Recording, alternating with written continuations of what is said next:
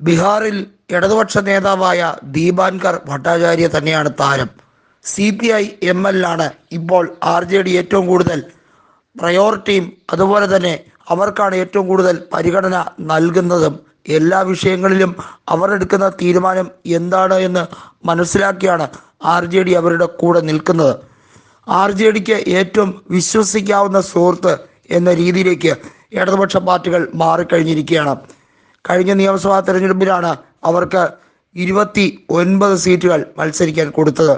അതിൽ 16 ജയിച്ചു കഴിഞ്ഞു. വലിയ രീതിയിലുള്ള പ്രതീക്ഷയാണ് ഇടതുപക്ഷത്തോട് RJD പുലർത്തുന്നത്. വരുന്ന നിയമസഭാ തെരഞ്ഞെടുപ്പിൽ കുറഞ്ഞത് 50 സീറ്റുകളെങ്കിലും അവർക്ക് കൊടുക്കുക എന്നുള്ള ലക്ഷ്യമാണ് ഇപ്പോഴുള്ളത്. ഐക്യ ജനതാദളിനെ തകർക്കുക എന്ന ലക്ഷ്യമാണ് RJDക്കുള്ളത്.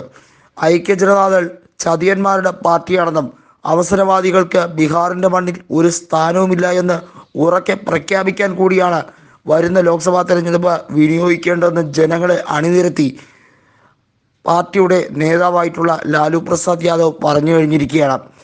പാർട്ടി അതീവ ശക്തമായി തിരിച്ചു വരും.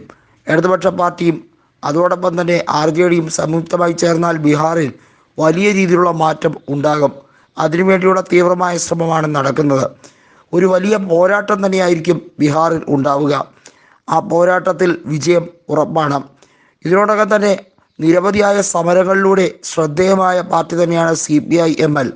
ദളിതർക്ക് വേണ്ടി, പ്രത്യേകിച്ചും അടിച്ചമർത്തപ്പെട്ട അധസ്ഥിതികൾക്ക് വേണ്ടി അതിശക്തമായ സന്ധിയില്ല സമരം അങ്ങോളം ഇങ്ങോളം ബീഹാറിൻ്റെ മണ്ണിൽ രാഷ്ട്രീയപരമായി നടത്തി വലിയ ഒരു പ്രശസ്തി നേടിക്കഴിഞ്ഞിരിക്കുന്നു CPI ML. അതുകൊണ്ട് തന്നെ പാർട്ടിയിലെ MLA-മാർക്ക് വളരെയധികം സ്വീകാര്യത ബീഹാർ രാഷ്ട്രീയത്തിലുണ്ട്. ബീഹാർ പോലെ വളരെയധികം പിന്നാക്കം നിൽക്കുന്ന ഒരു സംസ്ഥാനത്തിന് രാഷ്ട്രീയപരമായി നേടാവുന്ന വളർച്ച പരമാവധിയാക്കുക എന്നുള്ളതാണ് ഇടതുപക്ഷത്തിൻ്റെ റോൾ. ബീഹാറിൽ മാത്രമല്ല ജാർഖണ്ഡിലും ഇടതുപക്ഷ പാർട്ടി അതിശക്തമായി തന്നെ വളർന്നു കഴിഞ്ഞിരിക്കുകയാണ്. അസാംകാരനായ ദീപാൻകർ ഭട്ടാചാര്യ ഒരു കാര്യം ആവർത്തിച്ചു പറഞ്ഞു. വരുന്ന ലോക്സഭാ തെരഞ്ഞെടുപ്പിൽ ഇടതുപക്ഷത്തിന് MP-മാർ ബീഹാറിൽ നിന്നും ഉണ്ടാകും. തീർച്ചയായും അത് സാധിക്കുക തന്നെ ചെയ്യും. അത്രമേൽ ജനങ്ങൾ പാർട്ടിയെ ഇഷ്ടപ്പെട്ട് കഴിഞ്ഞിരിക്കുന്നു. പാർട്ടിയുടെ നയങ്ങളും അതുപോലെ തന്നെ പാർട്ടി പരിപാടികളും വൻ വിജയകരമായി മാറ്റി കഴിയുന്ന സാഹചര്യമാണ് ഇപ്പോൾ ബീഹാറിൽ ഉടനീളം ഉള്ളത്. ബീഹാറിൽ ഐക്യ ജനതാദളിന് ഇനി പ്രതീക്ഷയില്ല.